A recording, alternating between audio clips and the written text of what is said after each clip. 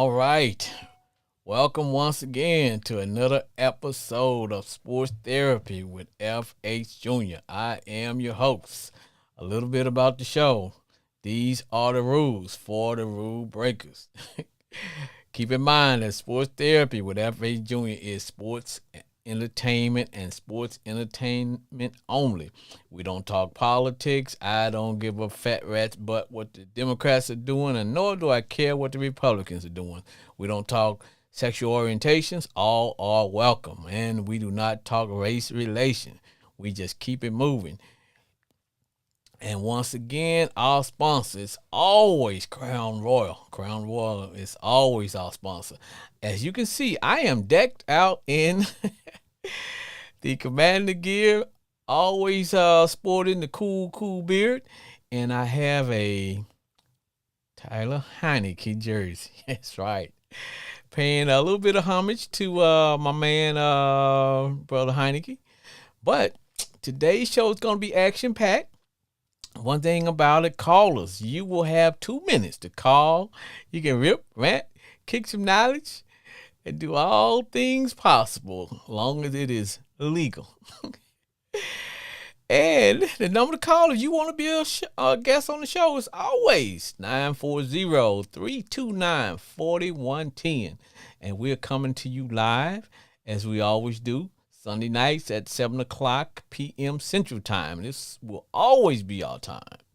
Now, normally I wear I always wear the standard, the standard Commander shirt. But this year I'm going to mix it up a little bit. And in fact, I'm going to break out the new standard uniform. And that won't be until game one. So game one of the regular season, not preseason, that's when you'll get to see the new uniform. But today will be a different show. We're gonna talk about the you guys know how I feel about preseason, but we're gonna talk about preseason, first preseason game that we had between the Jets and those Browns, as well as we're gonna cover a little bit about this week's because I think this week is going to be the actual start of the preseason game, because the last game was just part of the Hall of Famer. And we're going to talk a little bit about the speeches of the Hall of Famers, and some of those speeches really touched my heart. So we're going to talk about that. But believe it or not, I have a special guest. You guys know that this is dry dock, and I always tell people during dry dock, that is that time between preseason, getting back into the groove of watching football, and we always do the NFL. NFL football is all we do. Now, occasionally, if someone want to call and talk about college, okay, hey, man, you got 2 minutes. It's dry dock. That means we are just filling in some time, getting us back into the groove of football watching. So if you want to call and talk about, how hard it is, da-da-da-da-da-da-da-da-da. But we have a special guest for today's show as part of our community outreach. You guys know how I do it. I always allow anyone, if you got something going on in the community and you want to call and talk about your project, your program, your business, as long as it's legal, we could. I'll give you the platform, because my deal is, hey, look, man, it's all about the community. So if you want to call in, if you got something going on, and we'll make that work out for you. But like I said, we have a special guest. Hopefully, if she can shake away from her duties, she's gonna call in and visit with us a little bit and tell us about because and I don't want to give too much of of what my guest speaker is going to be talking about, but I know we're gonna touch on the subject of mental health.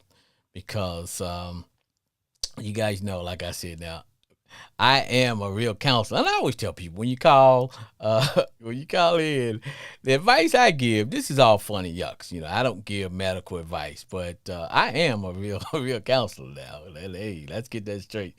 So I do that for a living. I do this for fun and yucks, but I am a real counselor. So we're going to have if my presenter can shake loose because she does have duties because she is a real counselor.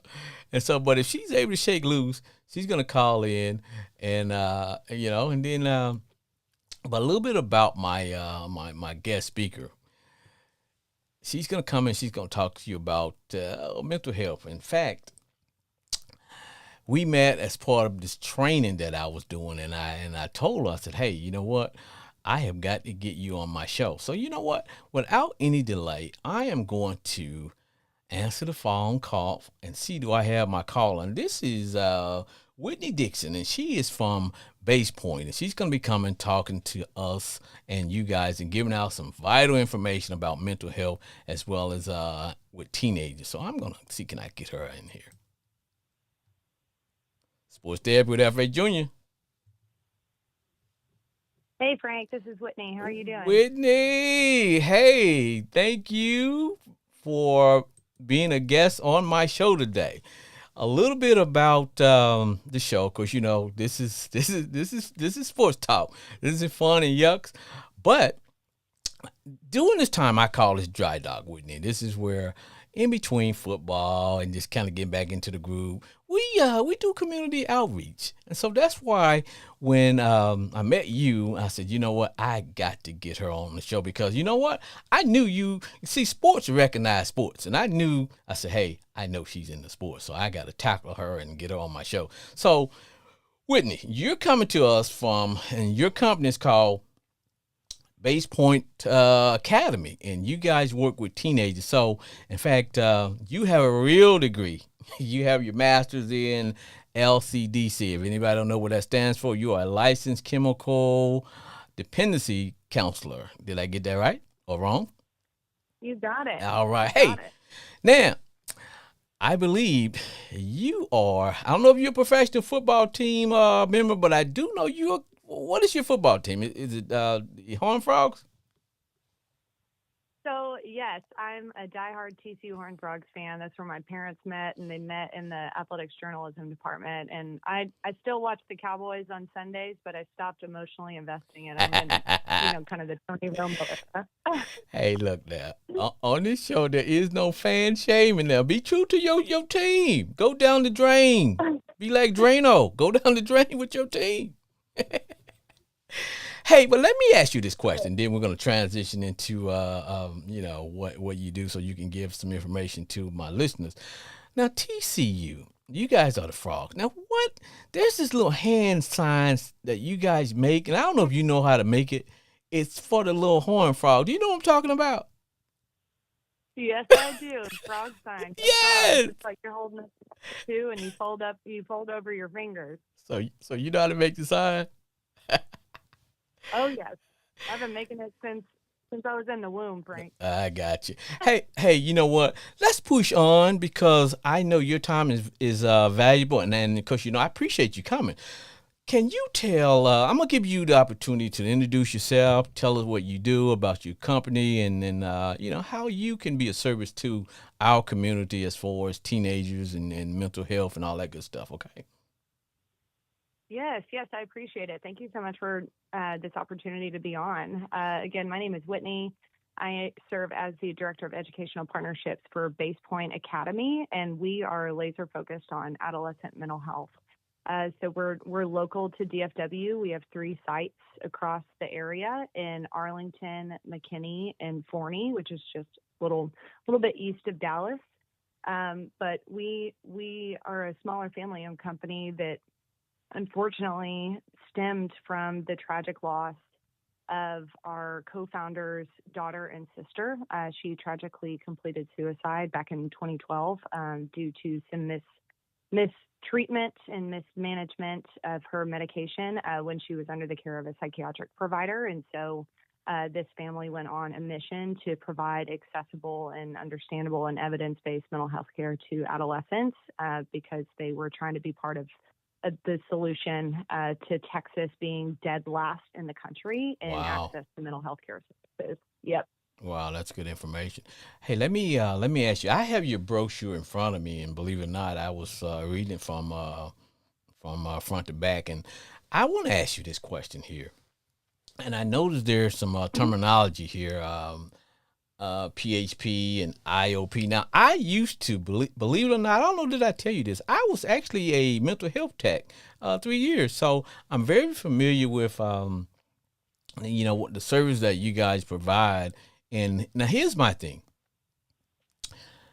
I work with teenagers because like I tell my listeners, I am a real counselor. Someone may think I'm not, but Mm-hmm. here's the deal. There are not, and what I have noticed that there were not a lot of service providers for teenagers, and I'm glad to know that you guys are out there as a resource. And so when we talk about PHP and IOP, can you elaborate a little bit about what is that and how it affects the my listeners and anybody else? You bet. So PHP stands for Partial Hospitalization Programming, and IOP stands for Intensive Outpatient Programming. Both of which are levels of mental health care that are outpatient treatment, but they're a little more intensive than what you would normally think of as most families go and see maybe a psychiatrist for medication management, or they see a therapist or a counselor maybe once a week or once every couple of weeks or even once a month. So it's kind of what I equate to the physical therapy of mental health. You're going every day, you're getting group therapy, individual therapy, and family therapy on a Monday through Friday basis, but you're not staying at that facility like you would think in a hospital or a residential program. So it's all outpatient. It kind of mimics the schedule of a school day, but you're just going and you're getting intensive group therapy and individual and family therapy during the day. Okay, gotcha. And Whitney, my main reason for bringing you on is because and I won't even have to say believe it or not to you because you work in this field, but my emphasis was the fact that some of my same listeners have their parents, and this for me gives us a platform to reach some of those same parents who may not have the resources or they may not be plugged in because they may not Mm-hmm. be plugged in. So for me, it was about using this platform to link those parents up to whatever services that are out there. Because like I told you, I remember we had to, man, there were not a lot of programs for teenagers at all. It was like, looking for, Yeah. it just wasn't. So that's why I'm glad you guys are here. Mm-hmm. Yes, absolutely. We've still got a long way to go, especially here in Texas and across the country. But in response to what we all experienced in COVID and those lasting effects that we're experiencing now and will continue to experience in the years to come, because adolescents, those 2 or 3 years that they were not in their normal routine and in a very vulnerable time during their brain and social development, Right. we'll be seeing the effects of COVID for years to come. And so it's great to know that organizations like ours and others across the state of Texas and the country are coming together and working together to collaborate because it takes all of us to increase access to care. And so I'm just grateful for this opportunity to be on and kind of spread the word about what we're doing, but also close that gap between the public being in crisis and then services like ours to help in their time of need. I got you. It's not only what you're doing, it's the fact that you all are providing a need, and Yes. that's where it all starts. Now, let me ask you this question because, see, I am much older than you. I guarantee you, because sometimes when I'm talking to my audience, I can, to my listeners, I was telling them I can go back and talk about games and players that a lot of them wasn't even born when they was playing. So, but I'm saying that to say this: mental health and the stigma of mental health, it's changed, especially within the last 5 years or so. See, I grew up in Mm-hmm. an era where we really didn't talk about mental illness, and it was considered like a almost like a scarlet letter. You know what I'm saying? Families didn't talk Mm-hmm. about it, but now that stigma is gone, and which is good because kids are quick to say, "Hey, you know what? They're more in tune to their mental health than we are." So I'm glad. But I was asking, have you noticed a change in mental health as far as reporting and how it's being handled? Oh, yes, absolutely. And I think a lot of it has to do with generations, but also culturally. Yes. I grew up in kind of small town Texas, and I struggled with some depression and anxiety when I was an adolescent. And this was, 20 years ago. But in small town Texas, the answer was, okay, well, go see your pastor, Yeah. and there's always room for that if a teen is supported by their spiritual community. But there is also room for the clinical field. We've come a long way, and so we've got to make room for the evidence-based clinical care that's really getting into kind of the nitty-gritty of generational traumas and dysfunctions that our families have been passing down throughout generations, and we've got to break some of these unhealthy cycles and these unhealthy coping strategies to help ourselves heal and help our families heal. Yeah. Hey, I was reading your credentials here. Can you elaborate a little bit as far as what is a LCDC? Sure. So a licensed chemical dependency counselor focuses on substance use disorders. My master's was in counseling psychology, and funny story, I actually wanted to get into sports psychology in my master's program, but life kind of happens, and Yes. I ended up pivoting directions and kind of went through my own journey of recovery, and just wanted to pursue ways to pay the freedom that I had found forward and help others that were struggling in that journey. And so becoming a licensed chemical dependency counselor was one way to do that among many that I'm, attempting in my walk. But yes, it focuses primarily on substance use disorders. Okay. Now, you are local. You're local. But let me ask you this Uh-huh. question. And I know you guys deal only with teenagers, right? Mm-hmm.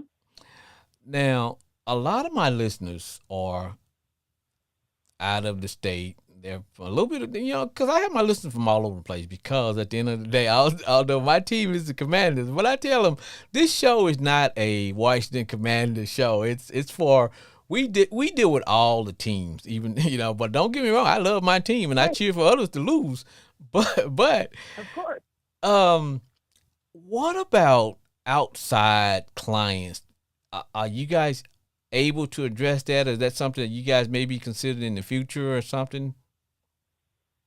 We are. So at Base Point, we talk about being in the first inning of our kind of our growth phases of our organization.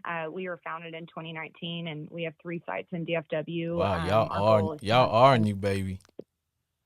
Yeah, we are. We're still kind of babies, but our goal is to have 10 sites across Texas, and then who knows after that. But in the meantime, we are very well connected and partnered with other organizations that have multiple sites across the country that serve different levels of care, that serve different ages and different specialties. So if I would encourage anyone who is looking for resources to use BasePoint, as we call ourselves a Rolodex of resources, because there are just so many good people in this industry Right. that are just trying to get people connected to the right kind of help. So if you need support, feel free to give us a call, and we'll do our best to get you headed in the right direction. Hey, what about your staff? What about them? They're amazing. Well, see, I remember when I was a med tech, when I was a mental health tech, we had we were part of several different facilities, but Mm-hmm. we would contract out with our psychiatrists. Um, Ah, and that's why I was asking, as far as, do y'all contract out? Do y'all have your own in-house psychiatrist? How's that work? mm.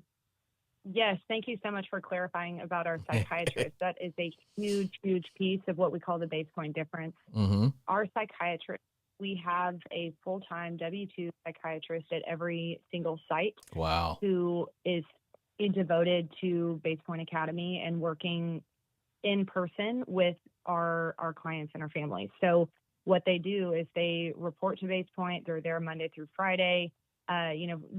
40 plus hours a week, 50 plus hours a week working with these families. And so they do not contract with any other sites. Their work is in person. It is not virtual. And that all stems from the tragic loss of Brittany Serpa, the daughter of of one of our owners. So Okay. it's personal to us to Yes. have that kind of That individualized care that to make personal sure that these touch. families can. Yes, absolutely. Okay, that's good to know. That's good to know. So now, describe for me the actual intake process. If I'm a parent and I reach out to you guys, or if I walk in, or if I get referred, what how does that process start from the beginning till you know? You bet. So if, say, Frank, you had a family that was interested in our services or they needed some sort of guidance on what to do, they could make a call to we call it our Patient Access Center. We're open 7 days a week, 7 a.m. to 7 p.m.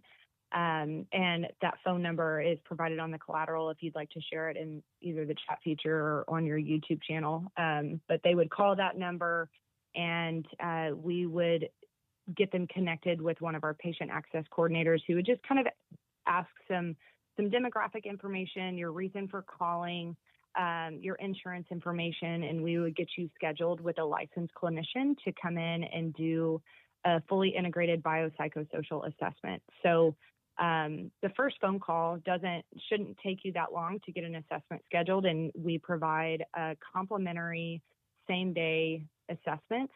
And so the goal there is to get you plugged into care as quickly as possible. A Okay. lot of places around here have wait lists, and it takes forever to Right. get assessed. And so at Base Point, you can get in same day, and you can be assessed by a fully licensed clinician and get a plan of care together. The assessment itself takes about an hour and a half, 2 hours, but you walk away with a plan.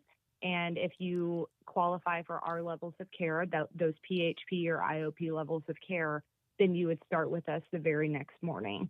So we're really, really working and expanding our team and our hours in order to be able to meet the need to provide that complimentary assessment service to make sure that families are getting connected to that next step, because we know that data shows us that if families have to wait, if they go to an ER or if they go to an inpatient hospital and they're waiting and they're waiting and they're waiting, They'll change and their then they mind. leave with they'll change their mind. It's pretty defeating to go through that process and go through all that time and energy and even an ER bill to not get any help at all.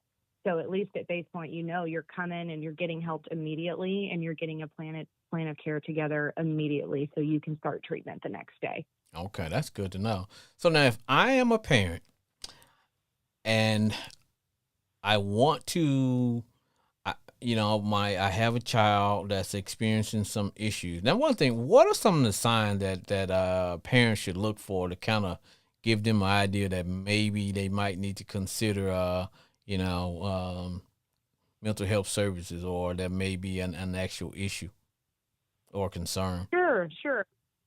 I would always start with parents know their child best, right? And if you Yes. are seeing anything that is really out of the norm for them or out of character or really way off from their baseline, I would say pay attention and kind of start, taking a mental note of those symptoms. A lot of what we see in adolescents that come to Base Point, they're really struggling with depression and or anxiety, or maybe some behaviors that are coming out sideways, some increased impulsivity, inattention or difficulty concentrating, some of those ADHD symptoms that are a little more on the debilitating side.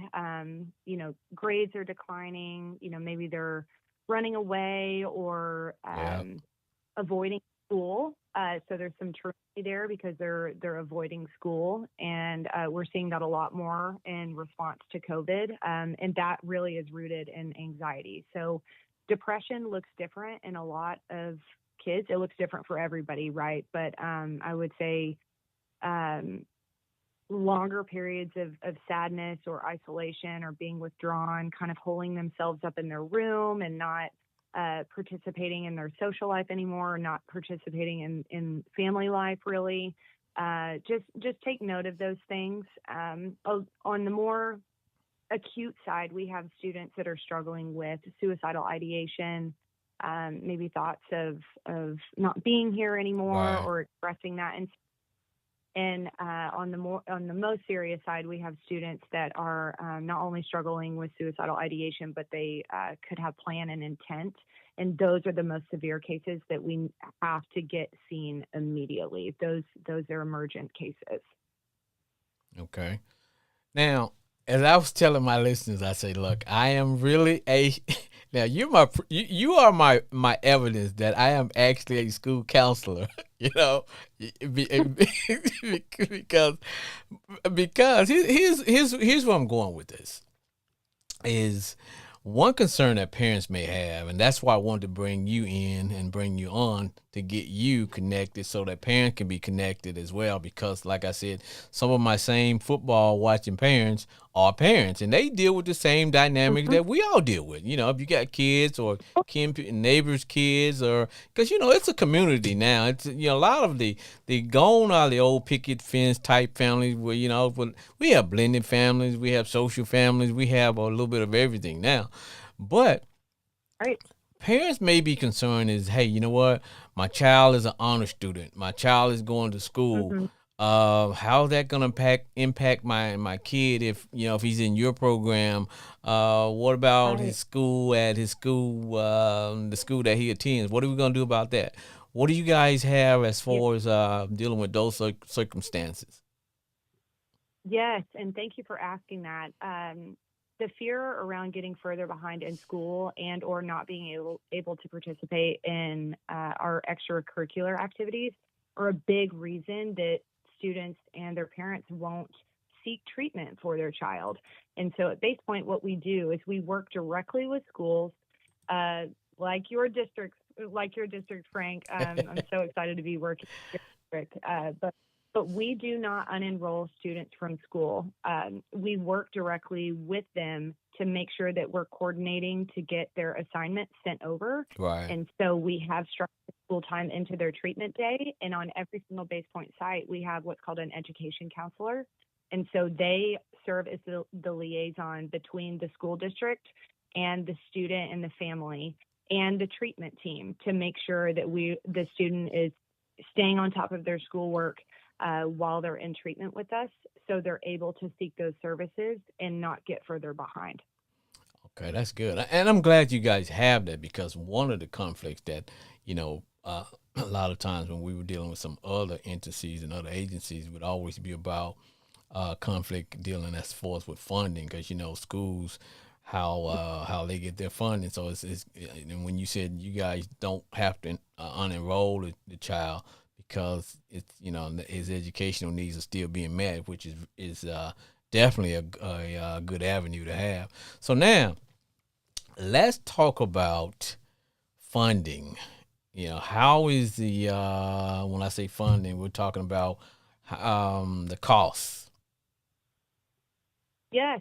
So we are able to utilize families' insurances for treatment. And so, what our organization really kind of the demographic, our demographic sweet spot is that the firefighter or the teacher that has this Blue Cross of Texas card, right? That they don't know that they can seek these kinds of mental health services with their insurance.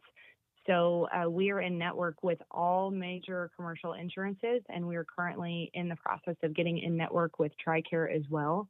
And so, just in the short amount of time that we have been operating since 2019, we've been able to accomplish this, which has been a huge, huge feat. And so, aside from being in network with all commercial insurances, we're also able to offer financial flexibility with payment plans. If a family is not able to put up their deductible right up front, that's okay. We don't want finances to be the reason Right. that a family can't take the service that they need. Okay, that's good to know. So now, is there anything that I didn't cover, I that you want my listening audience to know that maybe there's a service or there's something that maybe we didn't get a chance to talk about that you want to make sure that the listening audience out there knows? Yeah, a couple things regarding access to care is my fault. I didn't even mention the ages that we serve. I know, but we serve 11 to 18 years old. If the student is still in high school, if they're 18, that's okay.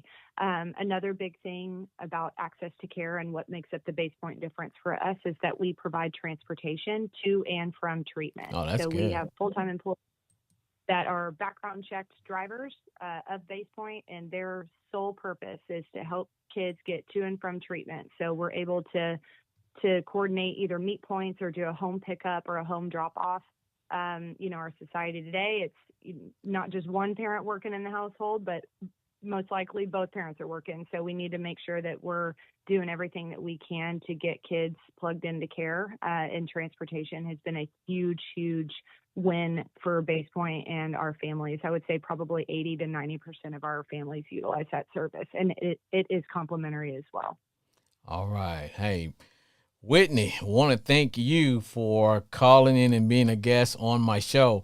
Now, I want to maybe, I definitely want to have you back. So I'm thinking about developing what I call a state of a state of mental health for my guests. When we get to like those first games when your team is not winning, we might have to get you to call in and kind of like talk some of my talk some of my listeners off the edge. Hell, you may have to talk me off the edge.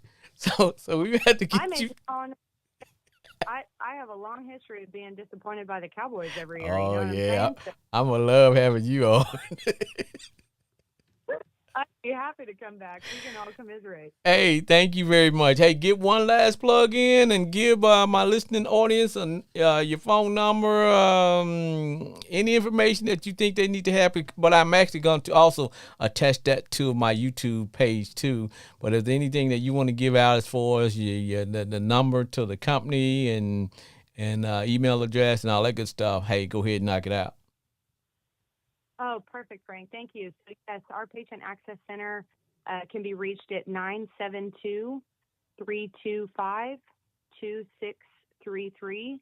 Again, that's 972-325-2633, and that is for Base Point Academy Patient Access Center. It's been such a pleasure being on, Frank. Hey. Like my sports fans and mental health gurus. I love it. Be happy to come back anytime. All right. Hey, thank you. Thanks for calling. Okay. All right. Talk to you soon. Bye-bye. All right. Bye.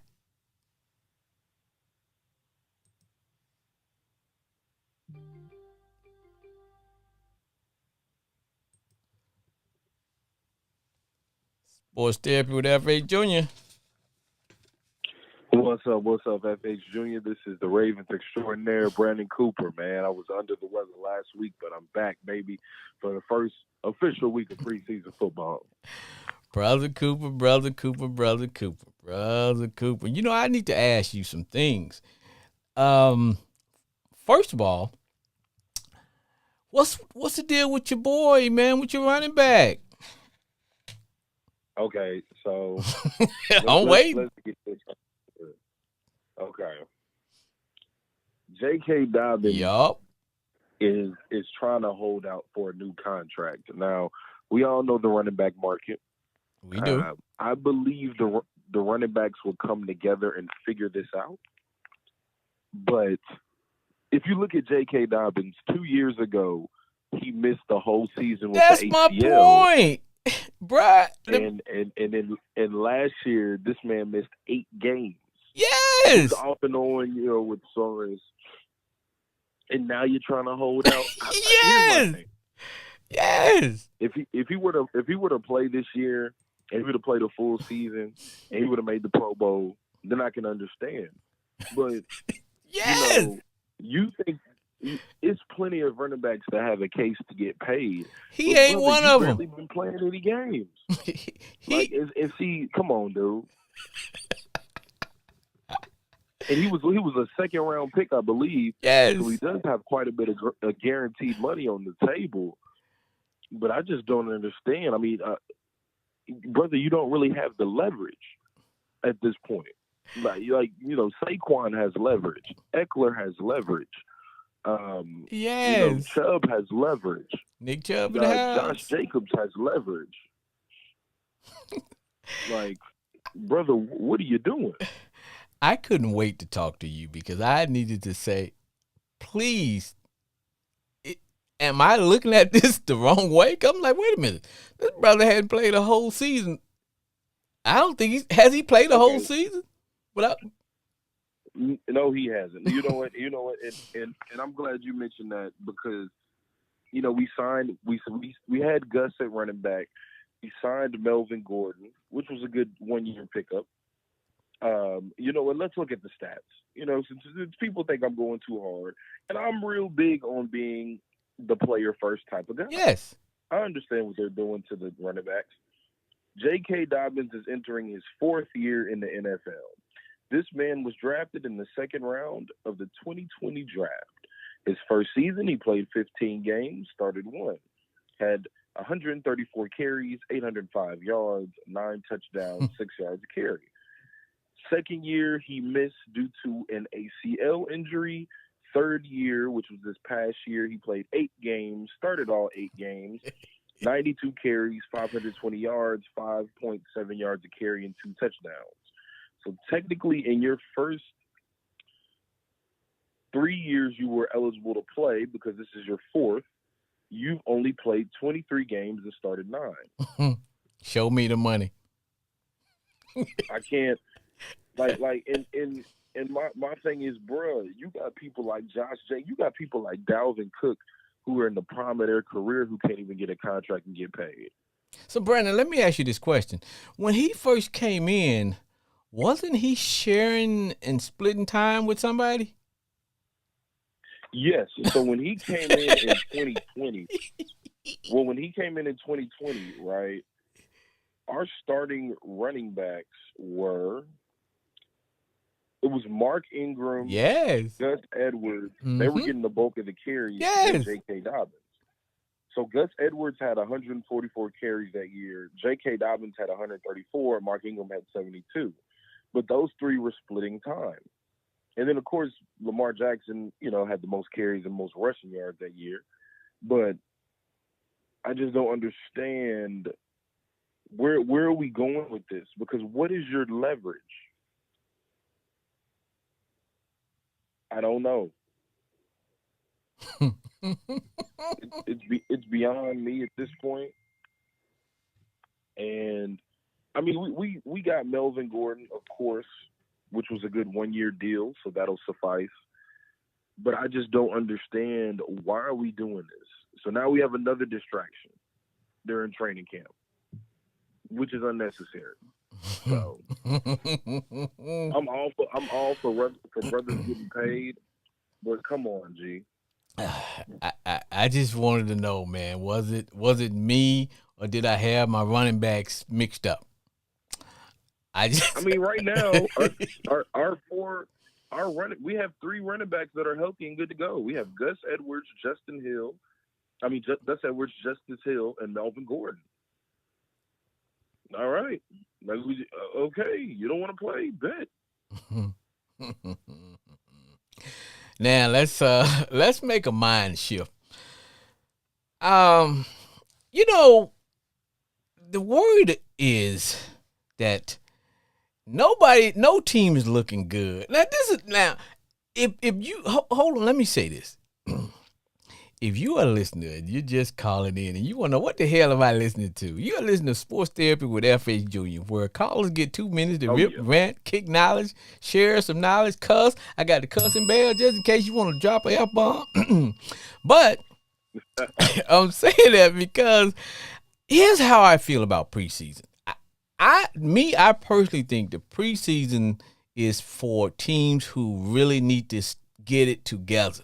That's why when I see a team that, oh, man, they're blowing everybody out in the preseason, that's probably because the teams who kind of ready to play, they're not getting anybody hurt. So they're not playing anybody. They're not showcasing anything. They're giving you just a vanilla of this and da-da-da, trying to make sure they don't get anybody hurt. So teams who really, really play hard, they got to get things together. But everybody look good in shorts, man. When we had people reporting the training camp, they're like, "Oh man, such and such look good." Man, I'm watching the NFL Network, and they were talking about how good the guys were looking. I look, man, wasn't nobody in shoulder pads. Everybody got shorts on. But they were saying, oh yeah, when they put on the pads, oh the offense was looking terrible. All the offense. Anybody, if anybody has played football in their life, they know that the defense is gonna always be ahead of the offense. You know what I'm saying? They are. Defense, see ball, tackle ball. Yeah, I'm being facetious a little bit, but come on, brother. You're not, and this is I'm glad you said that, right? Because maybe I'm gonna be a little old school in this, right? Every once in Of a course, while, when every you and once I in a while, we let you hang out with us old schoolers. like so, you and I, when we were growing up, we did have two-a-days and everything. Yes. Now they stopped doing two-a-days on every level after the year after I finished playing college football. So all the way up from Pee Wee all the way up, I always had two-a-days, right? Right. But now they don't, which sometimes I kind of understand. Now the one thing that two-a-days did have was, that's how you got tough. That's how Either tough or you got quit. your body ready for the season. Either you got tough Now, or you gonna quit. Yes. Now I do believe a lot of that stuff was excessive. True. But it's the fact that the practices were harder and a little more physical. It trained your body. A lot of guys now, when that first regular season comes, that's when they're starting to go full go.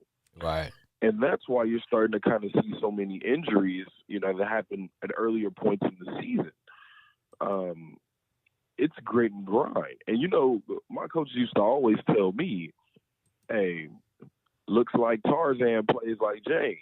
You look good and you a helmet and shorts all-star. But when the pants come on, it's a different story. Man. And I played the defensive line, man. so you couldn't duck and hide contact. Man, man, trust me, I played with plenty of guys that looked like that was practice all-stars, and they get in the game, man, it's a whole different, Then I had some cats, man, they get in practice, the next thing you know, man, it's like, wow, who is this guy? Because he landed a lick on somebody. So, man, I don't read too much into that, brother.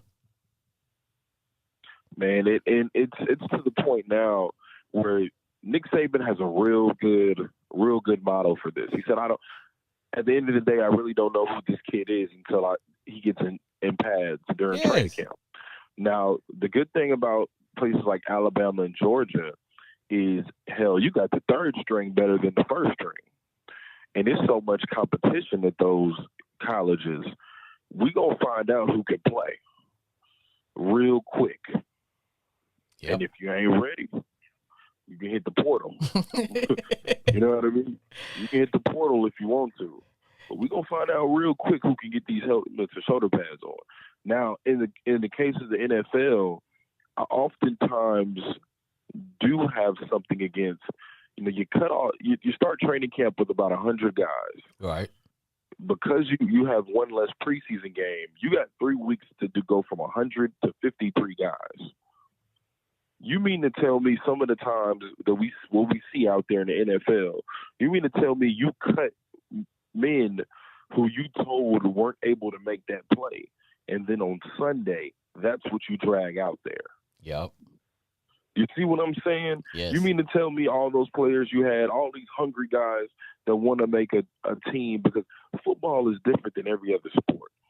You can't go overseas and play football and get as much money, and you can't go to these different G leagues, and you can't do YouTube football and make money. Nope. It ain't like, basketball, baseball, you go here, you can play it. No.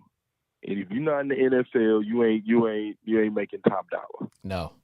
And for guys in the preseason to be told you're not good enough to make that play on Sunday, and then for us to watch football on Sunday and watch the same BS. I know. It makes you wonder, who is evaluating talent? Exactly. And a lot of times you get guys just want to strictly go off of the college, hey, he's and the college name. He's playing from Alabama. He's coming from OU. He's coming from Ohio State. Da da da. And so you just let the guy's record just basically, okay, hey, he's a first round draft pick, he automatically gonna start at cornerback. He's a first round draft pick, he's automatically starting at defensive tackle. Second round draft Yes, pick, he's and automatic. because if you're a first or second round draft pick, you got a lot more guaranteed money there invested. Oh yeah. So of course they're gonna put you out there. Mm-hmm. Yep. So it's something else, man. In fact, I was also following up on, because you know how I feel about the running back. I've talked about that, but now they're saying, hey, this maybe the solution to running backs having a long career is, hey, have them to dial it back as far as even in Pee Wee. You know, these guys taking these hits, these carries in Pee Wee. Cut down on those. Cut down on the carries in middle school. Cut down on those carries in high school. Cut down on those carries in college, so that when he or she not she, but when he gets to the NFL, hey, he can add a little bit more longevity on the back end of his career. Okay, this is where I'm gonna go with that. Before I start off, the highest paid running back in the NFL is this year's Bijan Robinson. I know. And he was the first round draft pick, right? That's crazy. Yep. Because he's a rookie. Whenever I hear the load management for running backs, let's look at Derrick Henry when he was in high school, right? Mm-hmm. Because I want you to see these stats. Okay. Derrick Henry's high school stats. This man, over the course of 4 years in high school, played 48 games. This man had 1,397 rush attempts in 4 years. This man had over 12,000 yards, averaged 8.7 yards a carry, and had 153 touchdowns in high school. Now let's look at Derrick Henry in college, right? Mm-hmm. Derrick Henry in college at Alabama. In his 3 seasons at Alabama, he had 602 carries, almost 3,600 yards, 6 yards a carry, 42 touchdowns, right? Right. All right. Let's look at Derrick Henry in the NFL. Derrick Henry in the NFL, this man has played 1, 2, 3, 4, 5, 6, 7 seasons. In 102 games, this man has had 1,750 attempts, 8,400 yards, 78 touchdowns, 4.8 yards a carry. Derrick Henry has had that much mileage put on his body, and he came out in my class, so he's 28, 29, so he's 29, and he can still go. Still running over fools. Exactly. Now, Derrick Henry is a cyborg. Right?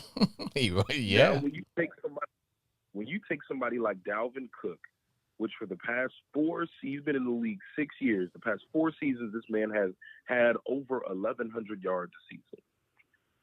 My thing is, when you look at 2 running backs who, in the modern era, when you look at Zeke and you look at Todd Gurley, those are the 2 main guys you can look at it. You can say, after they got the money, their production declined, right? Right. Todd Gurley because he had arthritic knees. Yeah. Zeke Elliott because his mind was just not in the game. Right. Right. Running backs and running backs had even more carries back in the day. Running back is a position where you're going to get beat up, but I can argue and I can say that for every other position.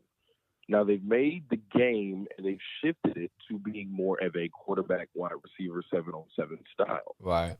Right? Because that, I guess, is more fun, more entertaining. When you look at the running back market, it's going to be a constant. You're going to get beat up. And that's just the name of the game. At every position, you're going to get beat up. But running backs do take a lot more hits. Now, if you start from Pee Wee on up, I don't think you can load manage on the way up. Because let's say in high school you have a team, and you ain't guaranteeing the kid that's in Pee Wee ball go. Exactly. You know what I'm saying? You can't be a first round draft pick unless you have that type of production in college. You can't be a five-star prospect at running back unless you show the production. Right. I So got you. if that's the case, is there just going to be running back by committee all the way through college, and then because then running backs won't get taken in the first 3 rounds of the draft? Nope. You're gonna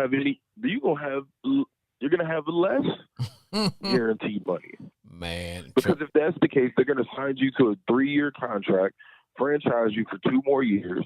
You've been in the league 5 years. 5 years. So now technically, what are you? 27, 26? Yep. Something like that. But hey, brother, let me get you get a plug for what you guys do, and let me get my next call in here. Yes, sir, my man. Appreciate you having me on, my brother. We're gonna closely monitor this running back situation. The Cowboys, I gotta love the way Diggs went at Dak. Shows the lack of respect for their starting quarterback. But the Ravens this week, we continue our preseason game winning streak. We play the Eagles. This is your boy Brandon Cooper, Ravens extraordinaire. Hey, man, tap in. My boys and I have the D1 Ignite University podcast. It's D1 Ignite University. Everybody that's participating in fantasy football, please think before you pick. All right, man. Thank you, brother. All right, yes, sir. Appreciate you having me on, my brother. All right, man.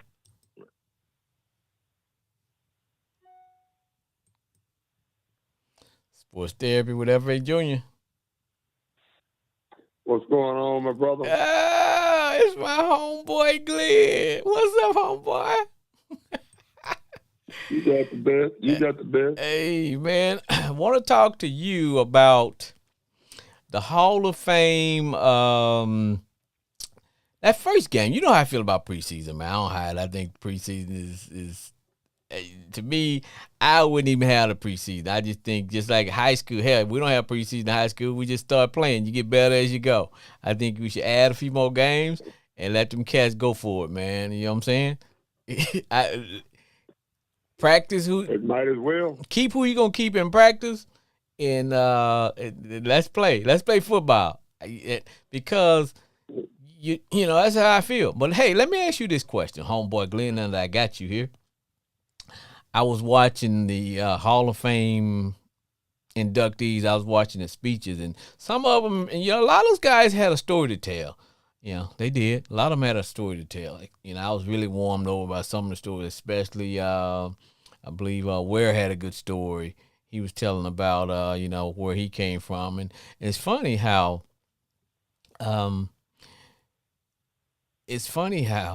all roads lead to mom, because, man, those mothers are invested. Moms have been there, and they would give. But what I like about it is that a lot of those guys would go back and talk about and describe how even their high school coaches. It's funny how they can name every coach from a position coach to veteran players, everybody who showed them how to be professionals, who showed them how to go about their business.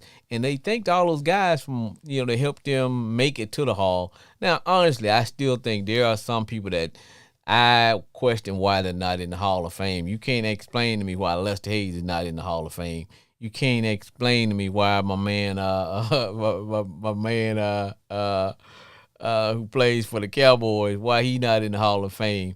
You can't explain to me why I'm talking about Darren Woodson. You can't explain to me why Uncle Woody not in there. You can't explain to me why Jacoby not in there. Come on, man.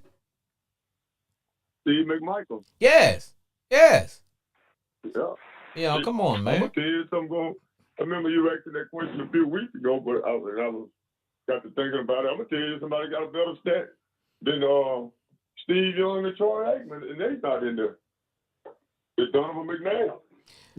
Yeah. He got better stats than Steve. All you have to do is pull it up. He got better stats than Troy Aikman, Steve Young, and Dan Fouts. Yeah. Yep. So I'm like, okay. Yeah. And I think, things have changed now where when they start inducting people into the Hall, I think we need to stop putting in 9, 12. Hey, man, hell, it's about 25 guys should go in that Hall of Fame every year. Yeah, because the It's game, right, man. because the game is changing, the stats is changing, and I just think you can't take the stats from today's guys and apply it to the guys who played yesteryear because it's not the same game. You know, That's right. the old school was a power run game. It was centered around the run. Now everything is centered around pass. Hell, you got guys who can't even run block anymore because they're used to the offensive line can't run block anymore because they're used to pass blocking. No. I mean, hell, it's a different game all around. But let's get some more of those guys in the hall that need to be in there, man. Like I said, it's Well, to me, they had a good too, man. it seems that way. To me, the Hall of Fame and all, they have some favoritism. It seemed that way. Oh, I knew what I wanted to tell you, homeboy Glenn. The richest person the richest owner in the NFL is the guy that owned the Carolina Panthers. Nah. It's the guy that owned the Denver Broncos, man. He got double the amount of money that the Panthers owners got. Whereas they coming in around $15-16 billion. Man, the guy with the Walton, man, he's around $30 billion. He the man. Wow. He the man. But hey, neither one of them gonna miss lunch. Neither one of them gonna start it there. I can tell you that much. No, I don't see them starting no time soon. Hey, brother, you ready for preseason? Man. Yeah, I don't really get off into. I don't I was listening with you and the other. I was listening to you and the other guy was talking earlier, and he was making a lot of sense what he was saying, and you made a lot of sense what you said too about the preseason. Man, I don't understand why you play so many games to get ready for the regular season. Yeah. See, I remember, man, when and like I tell people, that's why when it comes to the NBA, I don't believe in there's no GOAT. There's no such thing as the greatest of all time. I believe there are GOATs. They are the greatest of all times in their era because you can't compare eras. Everybody got to have somebody to model off of. Now, when we were playing football, when you came into football season, you were in shape because the coaches gave you the off-season, they gave you the off-season training. And you knew if you didn't come in shape, I mean, you had to play, you knew it. And I know it's a different game. Guys got their brand and whatever. I mean, I'm cool with that. But I'm just saying, if we're going to grow the game, man, let's do away with that preseason, man. You know what? I would rather see the league add 4 more teams. 4 more teams. Hell, I'd rather see them add 8 more teams. And some of those guys who don't make football teams, because there's a lot of talented guys who got talent, who just don't get to make football teams because there's only so many spots. I would love to see them have some additional teams. So, you know what? You can spread that around, and that way, that's me. I'd rather see that happening than to see preseason, man. I can't stand I can't, man. I can't stand preseason. I don't even watch preseason. I don't either. Because it don't serve no purpose for me. Well, I used to kind of like they used to start like, for example, when the preseason, the starters used to play like the first quarter. Okay, then the second preseason, they might let them play the halftime. Then the third preseason, they might let them play a little bit. You gonna at least get a good halftime workout. Now the last game they don't play. That's when you checking out the rookies.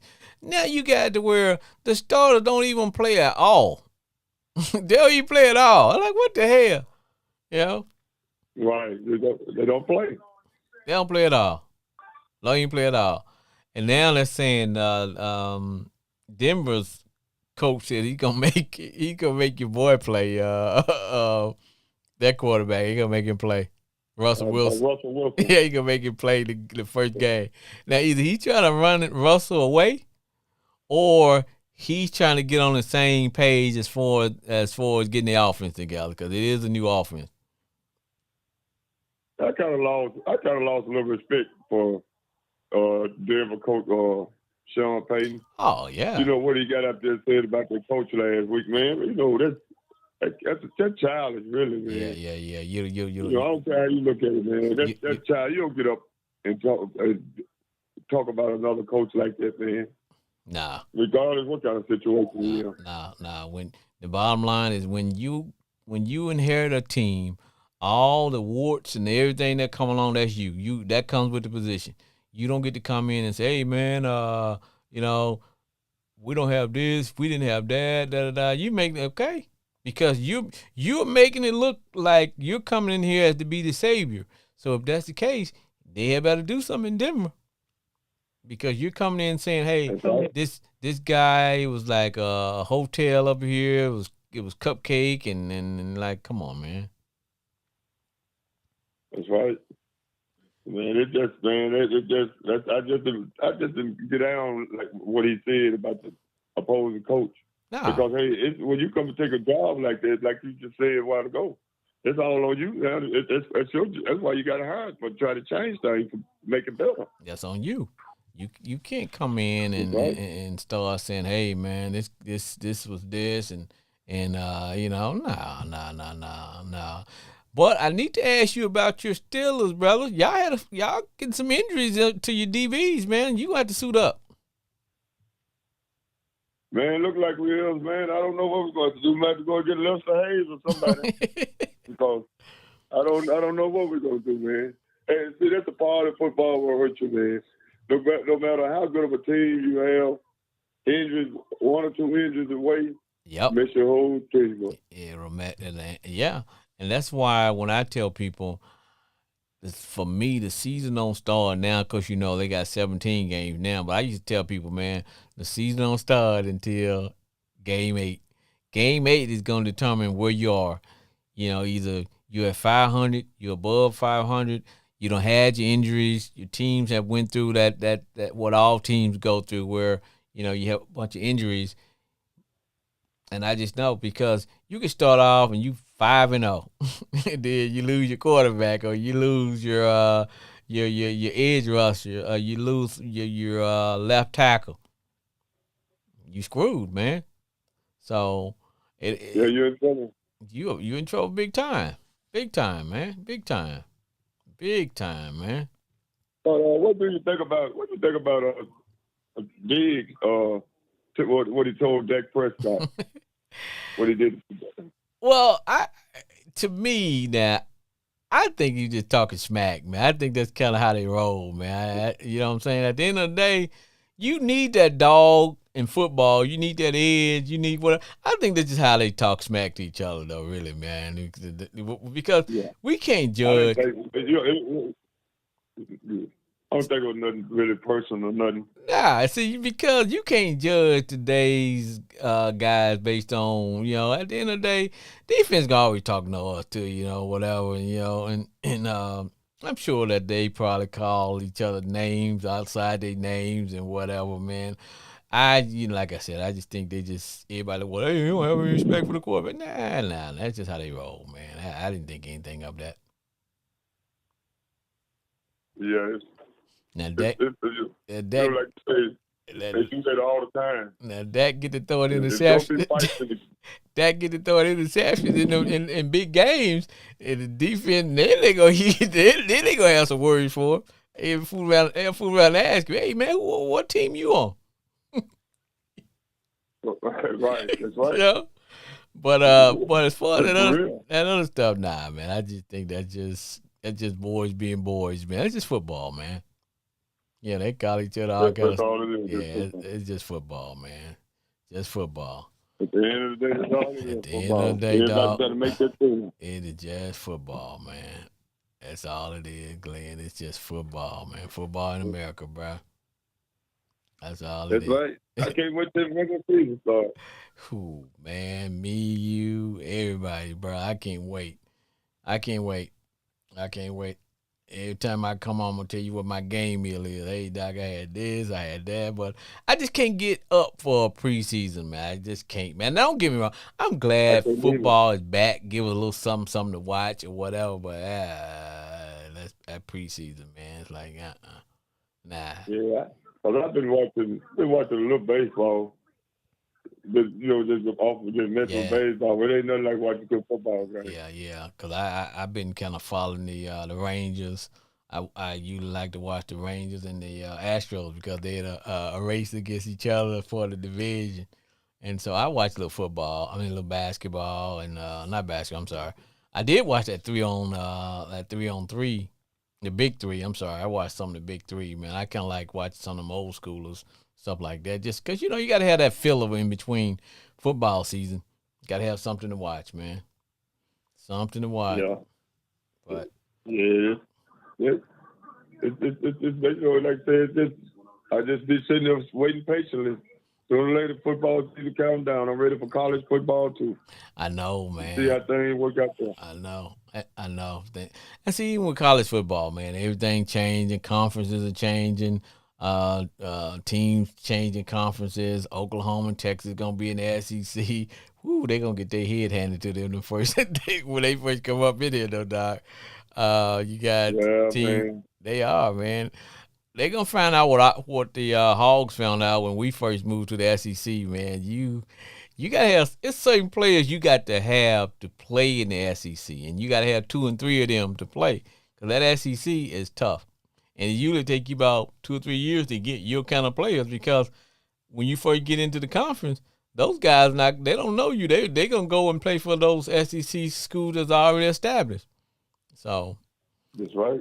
Because it's gonna be tough, man. Oh, it is. Because I like that. Hey, what you think about Oregon and Washington going to the Big Ten? I think that's a good choice for them. Like I said, everything is getting realignment, man. Yeah. And what you think is going to happen to the Pac-12? They gonna fold? I think what'll happen, they'll probably get some teams out of the Mountain West, because they still got some small little league that they can get people from. But at the end of the day, though, if you want to really get to where you're making the money, because the TV contract, they follow the conference with the the big names. So either they gonna have to join in with some of the big boys, but at the end of the day, bro, the big boys they've taken all the teams that they want. SEC took who they want. Big 12 took who they wanted. I think the only team out there now that anybody would really want, if it would be Notre Dame, and they had to figure out. They got to figure out where they're gonna go. But what you think about? Do you think Florida State will leave the ACC? Well, now see, you get those teams like that are still hanging on. They may combine and create some conference for themselves. Notre Dame, Florida State. There's a couple of them out there, but at the end of the day, because it's like those power conferences are not going to take an individual team, because it'll get them odd numbers. So if they take Florida State, somebody got to come along with them. Florida State, Notre Dame, or you know what I'm saying. Notre Dame is not going to go, because they've been independent for a long time. Yeah, but see, they're going to sooner or later, they ain't what they used to be, and they're not getting the athletes that they used to get. So, and I know one of the reasons they want to remain independent, because they have that contract with NBC where they're actually getting paid, but things are changing, man. They're gonna have to get somewhere. Otherwise, they're gonna get left out in the cold. They're gonna get left out in the cold, brother. Because like I said, man, things change quick. Just like playing musical chairs, man. When that music stops, you better be in the seat, or you out. So they got to do something, man. Otherwise, it's like, hey, they'll just be a has-been, man. It's like, oh, Notre Dame, okay, who are they? Things are changing. But my brethren, I am going to shut this bad boy down, and you about to hear the sound of my music. Once again, this has been Sports Therapy with F.A. Jr. Want to thank my special guest, Whitney Dixon from Base Point Academy. I'd like to thank my homeboy Glenn for calling in. Also, my man B. Cooper with Ignition University. I'd like to thank all the country kiddies in Arkansas. I want to thank all those who listen to F.A. Jr. with Sports Therapy that allow us to be us. And remember, I also like to thank my sponsor, Crown Royal. Patiently blended since 1939. After a long day of crown fighting, I reach for a bottle of Crown and I say, crown me, baby, to those on the yard. always, stay golden. And we will see you next week. Goodbye, everybody.